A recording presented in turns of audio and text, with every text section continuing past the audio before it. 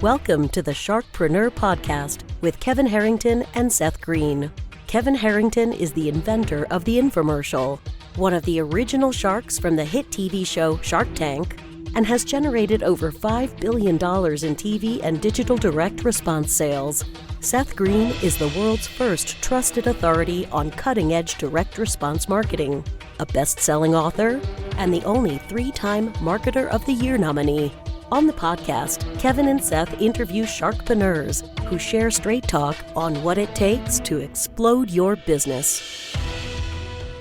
49 faces looked to him in triumph. Over the last 12 months, they had each taken turns and promoted his business for a week at a time, driving over $987,342 in revenue. What if you had a network of 50 centers of influence who promoted your business every week for a year? Grab your copy of the #1 Amazon best-selling book, The Ultimate Guide to Growing Your Business with a Podcast, at 33% off the Amazon price by going to ultimatepodcastbook.com. Again, that website for 33% off the Amazon price is ultimatepodcastbook.com. Welcome to the podcast. This is your co-host, Seth Greene. Today, I've got the good fortune to be interviewing Dr. Jaime Hope. She is an attending physician specializing in emergency medicine at Beaumont Hospital, Royal Oak. She's also an assistant professor at Oakland University, William Beaumont School of Medicine. She's authored Habit That, a guide to creating sustainable health habits amid the chaos of modern life. She speaks nationally on topics such as resilience, healthy habits, overcoming imposter syndrome, inspiring audiences across all stages of life to cultivate a balanced and healthy lifestyle, along with some really cool new stuff she's going to talk to us about today. Dr. Hope, thank you so much for joining us. Seth, thank you so much for having me. I have been listening to this for a long time, so it is really exciting to get to actually be a guest on here and be with you and see what I can do to help the audience in the best way. Awesome. Well, we greatly appreciate it. Let's go back in time just a little bit. What inspired you to become an emergency room doctor in the first place? You know, it's very funny. During medical school, you kind of get to try out the different specialties. You get to practice each one. And so I went to internal medicine and said, oh, I love this. And then I went to pediatrics and, oh, I love this. And then obstetrics and surgery. And I was like, oh, no, what? What do I do? And then finally, as it was getting close to or nearly past decision time, I got to do my first emergency medicine rotation and realized, yes, this is the right fit. Not only do I get to see anything that comes in the door at any time, because I am, such a caring person, very empathetic, I have the opportunity to be that calming, loving presence with people when they're there in the ER on that worst day of their life. And that's what got me started. And nearly 2 decades later, continues to drive me. Well, we're very glad it does. And you're, saving lives every single day. So what inspired you to write the first book about habits? That is the other part of my life. So I see people on the worst day of their life. And so that is my clinical time. That's what I'm dedicated to. But everything else that I do is dedicated upstream to help people from having that worst day of their life. So I chose to focus on habits. There's so much, Seth, let's be real. There's so much nonsense out there. Fads, quick fixes, magic wands, they're expensive, they don't work, they can cause harm. The reality is the only way to get to those health goals is to change your habits. So I wanted to make it as fun and easy as possible because the gimmicks don't work. So that it's for people who are looking for real change, but it was that motivation. My friend Brianna Greenspan, who's one of the authors of the Miracle Morning for Art of Affirmations. I adore her so much because she teases me saying I'm the only person she's ever met that's trying to put themselves out of a job. Well, that's awesome. And I love that you realize that because in your ideal world, you could probably eliminate 80%, if not more, of emergency room visits, right? Yes. And the suffering that comes along with it. It's hard to have a job where no one is happy to see you. But I also don't want them to have to be there. So yes, just a couple of tweaks could prevent those relationships from having to occur. What are some of the most common issues you see in the ER? And then we'll talk about how to avoid them and the newest things that you're up to. Sure. So trauma, of course, one of the roles is at one of the busiest level 1 trauma centers in the country. So that is car crashes that can often be avoided, falling off things. People decide to, maybe climb a ladder that exceeds their ability to do a household chore, maybe not balance it appropriately. There's the little kid expected falls. Then there's the teenage daredevil, double dog dare falls. Then there's the adult, here, hold my beer. So and then the elderly, like they need more support and balance help. So there's this kind of whole range of trauma that we see. And then the medical side, so your heart attack, strokes, chest pain, belly pain, some of those things like appendicitis, there's nothing you can do to either cause it or prevent it. So, I mean, that's not really one we're targeting, but some of the intestinal problems, some of the heart attacks and strokes, there are things we could do to prevent those. On a shift, you might give a sticker to a little kid who's got a little scrape, get them fixed up, deliver a baby, do CPR on somebody, send a few people to surgery, fix a heart attack. There's a lot of variety. I would imagine every day is different, and Yes. that keeps you on your toes and keeps you learning. It does. And that's a good thing. When you're doing the same thing over and over, it's easy to get complacent, and ER is not a place where that gets to happen.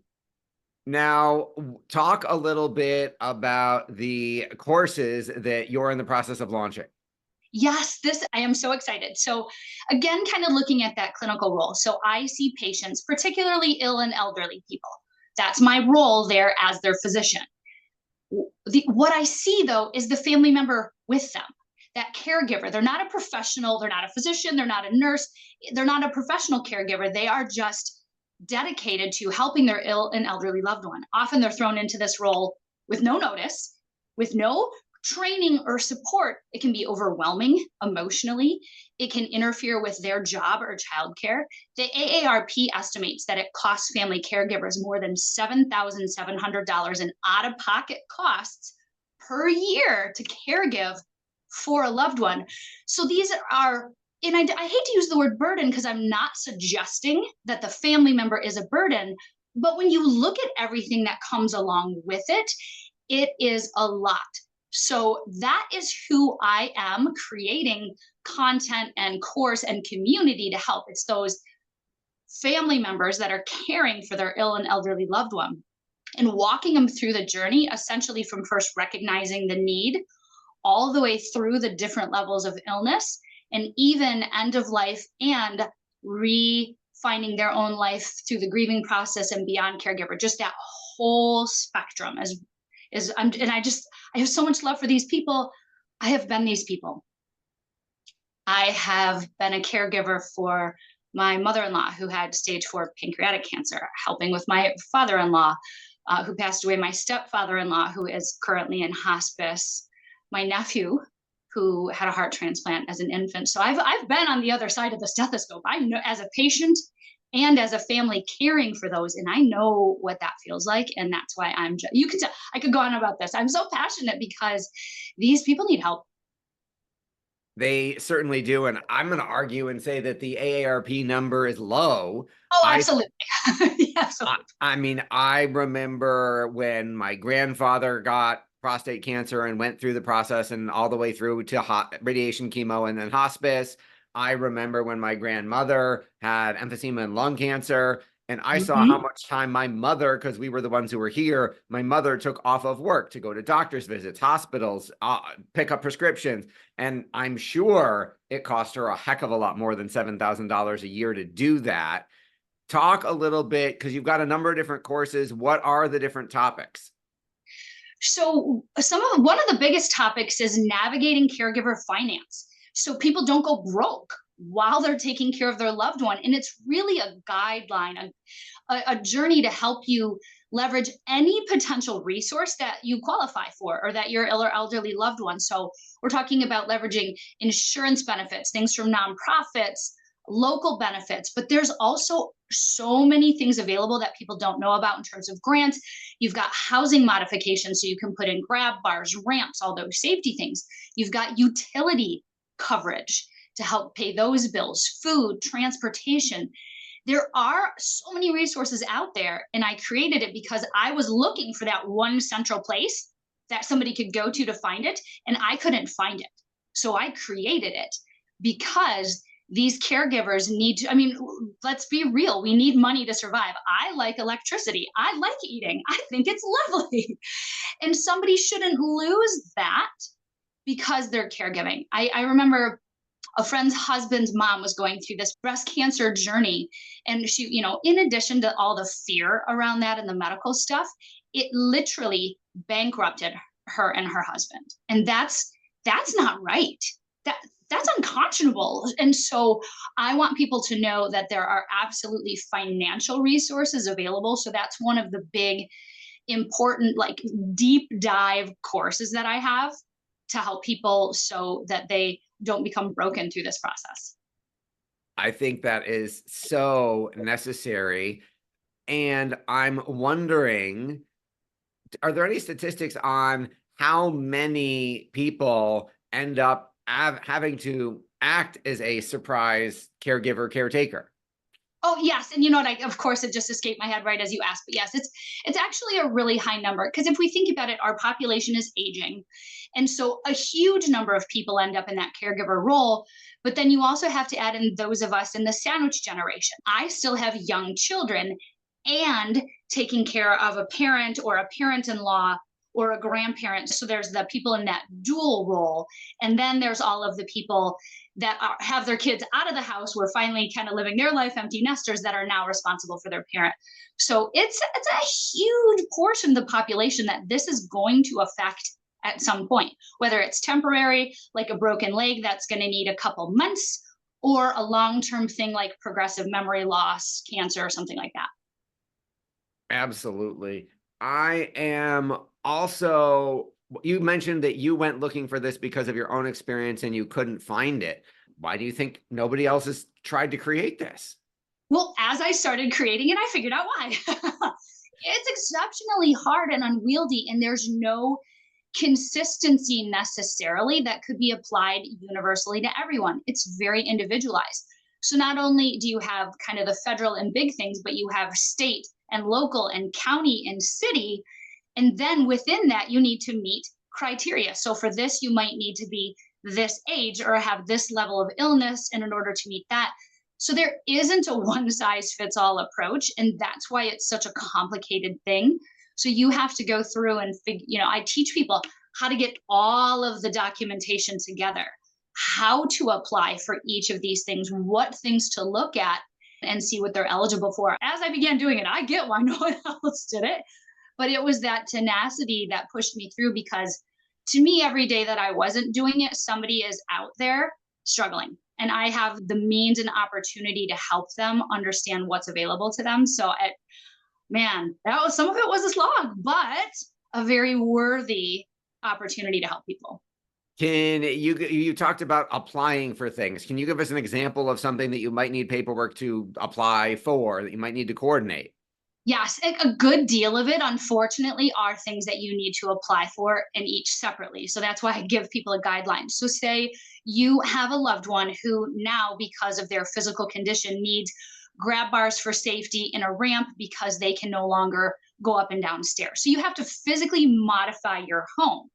The great news is there are programs that can help with some or even all of the costs and connecting you to people who can actually do the tasks. But in order for that program to do that for you, you have to submit an application. So first you have to know it exists, and you have to then see what their eligibility criteria are and then apply. And so I help people know everything you need to bring to that process. If you want in, you got to apply, but there are guides that can just make it so much easier when you know what they're looking for. Who is an ideal course taker, an ideal student for this? So anybody really anywhere along their caregiving journey, even if they've been doing it for a few years, if you foresee ongoing caregiving, you don't have to only be at the beginning of the caregiving journey. In fact, people who've been doing it for a few years truly understand the substantial impact this has. So anybody who is caregiving for a family member who doesn't have maybe like a Scrooge McDuck money bin that they can swim through, that would like some form of assistance, or even if it's just maximizing the benefits that are due to them anyway. Even if you're not asking or needing extra, why not leverage something that in some way or another you or your loved one have already paid for? So really anyone that is looking to make sure that they can maximize that, when you have resources, you can give your loved one better care. And that's really this is just the mechanism behind that. The North Star here is better care. Awesome. And that is something everybody needs. Yes. Talk a little bit about your podcast that recently launched. So it is with the help of the amazing Seth Greene and the phenomenal team. Shout out Adrian, my producer. So the podcast is called Navigating Hope, and Hope is an acronym. I help people navigate these 4 things, and it's healthcare, overwhelm, personal goals, and emergencies. I get to bring on amazing guests that look at one or more of these areas, which can feel overwhelming, murky, confusing, and give people new information and actionable steps that they can do to make any of those things easier. That sounds fantastic and can be listened to on iTunes, Google Play, Spotify, Stitcher, TuneIn, Amazon, Audible, Pandora, and the video is on YouTube. For our folks watching and listening, where is the best place for them to go to learn more about you and all the amazing things you're doing and the upcoming courses when they come out? Fantastic. So we're really like this close to launch because it's so much on my heart to make these available to people. So I tried to make the name of the association easy. So it's Family Caregivers, right? To kind of distinguish that these aren't professional home caregivers, but Family Caregiver Hope Association. So we've created, familycaregiverhope.com, just to make the website a little bit shorter. You can find me there. And on there, you can learn a little bit more about our story if you choose, and see what courses. And there's also, so you can purchase individual courses that make sense for your needs. But there's been a huge demand for, and why I'm creating a membership. So not only can people join and get access to all the courses, but a private community where they have a safe shared space with other people on that caregiving journey. So within that, you'll have all caregivers, but say you are caregiving for a spouse with cancer, you are in that neighborhood, so you have people with shared experiences, versus you are caring for a mother with dementia. And so it gives people an opportunity to see the all around kind of caregiver support, but really connect with people going through the same struggles, and can share ideas and best practices. That's where the magic happens. And then as those members say, hey, a lot of people are saying this, I'll say, well, fantastic. Let's make a course for that for you and put it for free on the membership page. What do you like best about what you're doing? Oh, seeing people, when you take away all of the rocks out of the backpack. People have heard that analogy. We're carrying around these rocks in our backpack. It weighs us down. If we can take out some of those rocks, how am I going to make ends meet at the end of the month?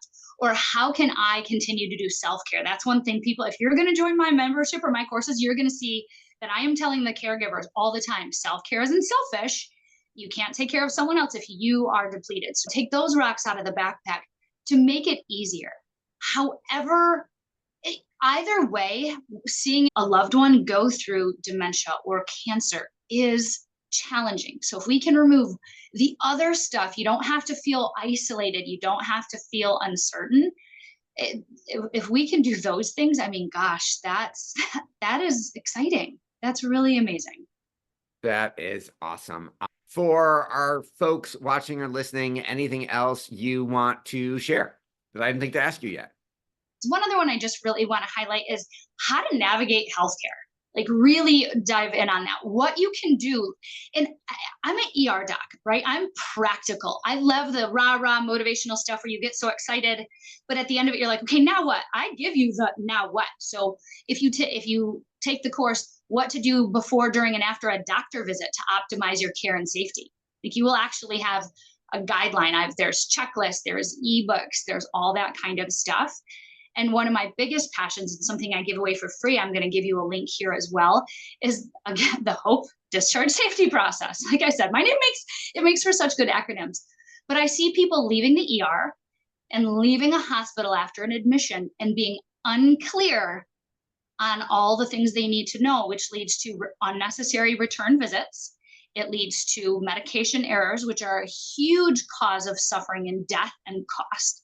And it leads to the patient being kind of left without who to follow up with. So it's a very simple checklist. It talks about, the H.O.P.E, like what happened here, what's going to happen as an outpatient, all your prescription things, emergencies. It just gives you it, and you just download it and take it with you.